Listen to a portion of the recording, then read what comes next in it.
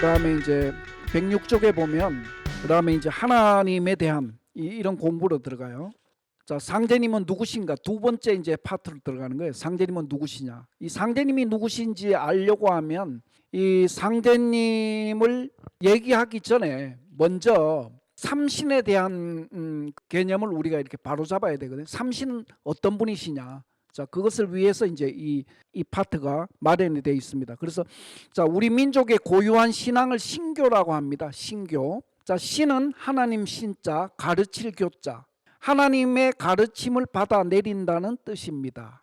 문화는 하늘로부터 가르침이 내려와서 그 내려주는 가르침을 받아서 문명화시키는 거예요. 이게 이제 우리가 누리고 있는 문화거든요. 그것을 신교라 그래요. 하늘에서 내려주신다. 이런 하나님께서 내려주신다 해서 신교라 그래요. 그래서 하나님의 가르침을 받아 내린다 이런 뜻이고, 그래서 다시 말하면 대우주 속에 충만한 삼신 하나님의 성령을 받아내리는 것입니다. 이렇게 정리. 이 문장 정의는 굉장히 중요하니까 여러 번 한번 읽어보십시오. 조금 어려운 분도 있을 거예요. 동양에서는 근데 이 신을 어떻게 그냥 신이다 이렇게 하지 않아요.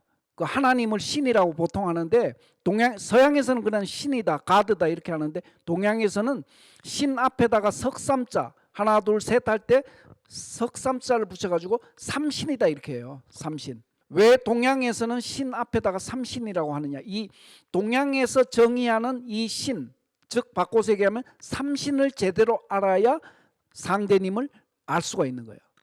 되시겠죠? 이게 굉장히 중요합니다. 그래서 요 파트는 한 두 장 정도밖에 안 되지만, 그죠? 두 장이에요. 딱 한 장 반이니까, 그죠? 이거는 여러분들이 완전히 그릴 수 있을 때까지 많이 읽어보셔야 돼요. 요 안에 다 정리는 돼 있어요. 근데 그냥 설렁설렁 읽지 마시고 반복해서 이렇게 이 짧지만은 이해가 안 되는 데가 여러 군데 막히는 데가 있을 거예요.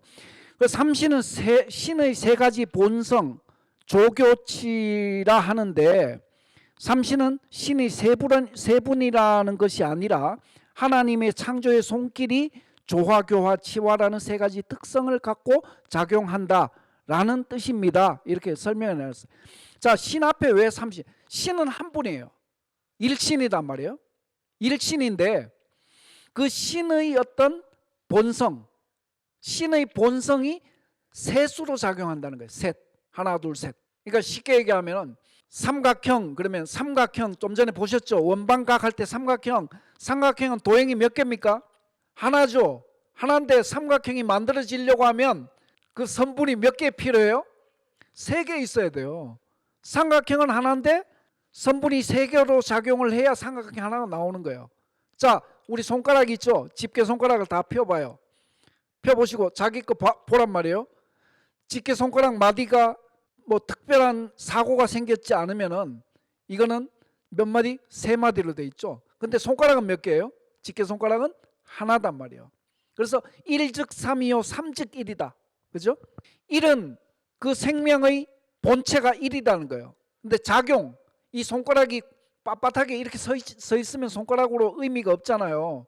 물건을 집으려고 하면 손가락이 어떻게 돼야 돼요? 구부려져야 되고 이렇게 좀 움직여야 되죠. 이 움직이는 걸 작용이라 그러죠. 작용하려고 하면 이게 마디가 셋이 되어야 하나가 작용을 한다는 거예요. 되시겠죠? 그러니까 이게 이제 이 일신과 삼신의 관계예요. 이런 어떤 신은 현상계에 당신의 모습을 드러내려고 하면 삼으로 작용하지 않으면 당신의 모습을 드러내지를 못하는 거예요. 그 신이 삼의 모습으로 당신의 모습을 드러낸 이 현상계의 존재가 뭐예요? 그게 하늘, 땅, 사람.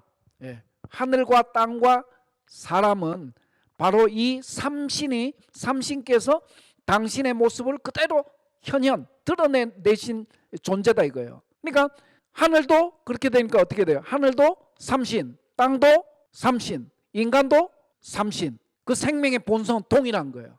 이게 얼마나 위대한 정의냐 이거예요. 그렇죠?